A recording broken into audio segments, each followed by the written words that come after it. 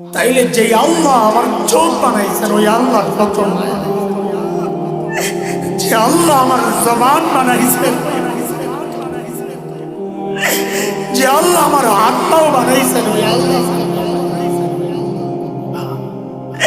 কত মায়া। আপনি দেখেন না, আমি আপনি যখন দরজা আটকায়া গুনাহ করি, আরে আমার মালিক আমারে কত ভালোবাসেন, ভেতরে গুনাহ চলতেছে, ওই অবস্থায় আমার মালিক দরজার নিচে দিয়া বাতাস পাঠায়া দেন যেন আমি মইরা বাঁচি।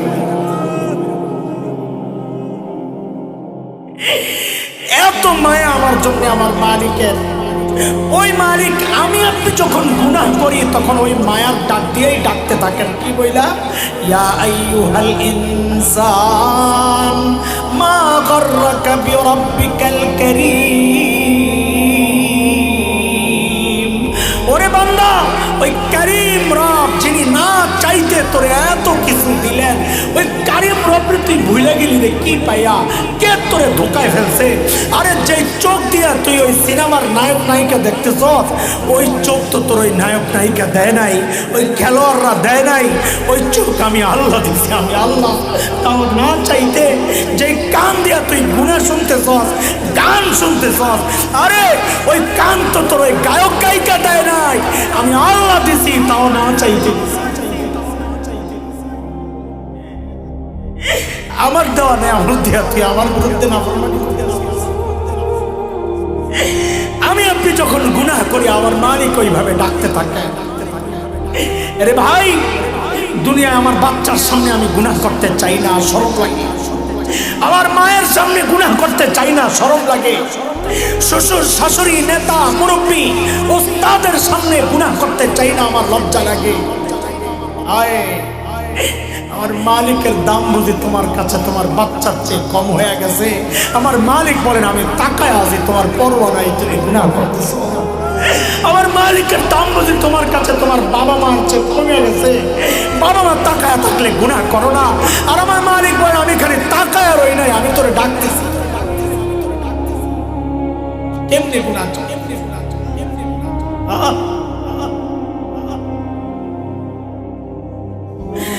কেমনে চলবো বলেন? যুবক, হায় হায়, আমার কথাগুলো যদি তোদের হৃদয়ে টাচ না করে রে ভাই, আমি বলি এটা সবারে, তাই বলি, আমার কাছে বোঝানোর মতো আর কোনো যোগ্যতা নাই। আমি বলি কি, আমার আখের কথা, তোরা আমার কাছে আয়, আয় আমার কাছে আয়, আইসা তোদের পাওগুলা আমার সামনে মেইলা দে, আমি তোদের পাওগুলা জড়াইয়া ধইরা সারা রাত বসে বসে কান্দি, তাও তোরা গুনাহ চাই।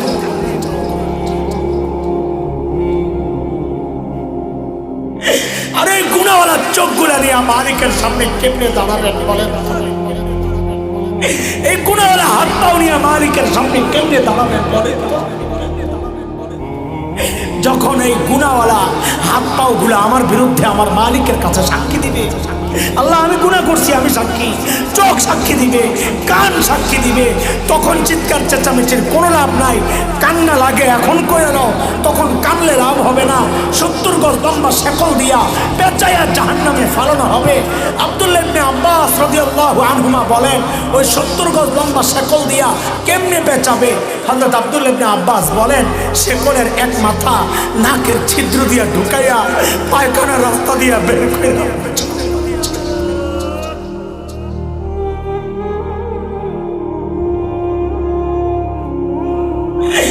এই জন্য বলি গুনাহ ছাড়ো ভাই, বাবা মা গুনাহ ছাড়েন, গুনাহ ছাড়েন, গুনাহ ছাড়েন।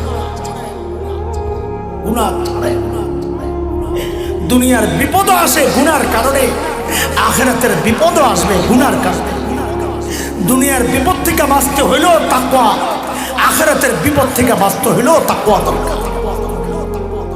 এই তাকওয়া এত গুরুত্বপূর্ণ, এই জন্যই আল্লাহ তাআলা রোজার মতো এত দামি আমলের উদ্দেশ্য বানাইছেন। রোজা কেন ফরজ করেছেন? যেন আমরা মুত্তাকি হয়ে যাই। এই যে গজব আসে, বিপদ আসে, এই দুর্ভিক্ষের আনাগোনা, অভাবের সম্ভাবনা, সব কিছু কোনো অন্য দেশের যুদ্ধের কারণে না, এগুলো সব আমাদের হাতের কাজ। আমরা রাষ্ট্র চালাই, আপনারা কেউ রাষ্ট্র চালান, আমি চালাই, হ্যাঁ চালাই। আমাদের প্রত্যেকের একটা রাষ্ট্র আছে, আমাদের ঘর।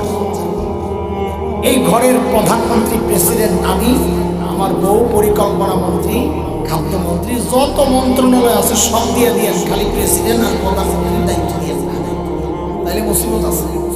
আমার এলাকায় ধনীরা, বড়রা বেশিরভাগই এই কাম করে, বউরে প্রধানমন্ত্রী আর প্রেসিডেন্ট বানায় দেয়, নিজে পিছনে পিছনে ঘুরে। আমি তো নিউ মার্কেট এলাকার, ওগুলো খুব দেখার দুর্ভাগ্য আমার হয়। এই যে রোজা গেল, খালি বেডিরা মার্কেটে আসে বেড়া করে দেয়া।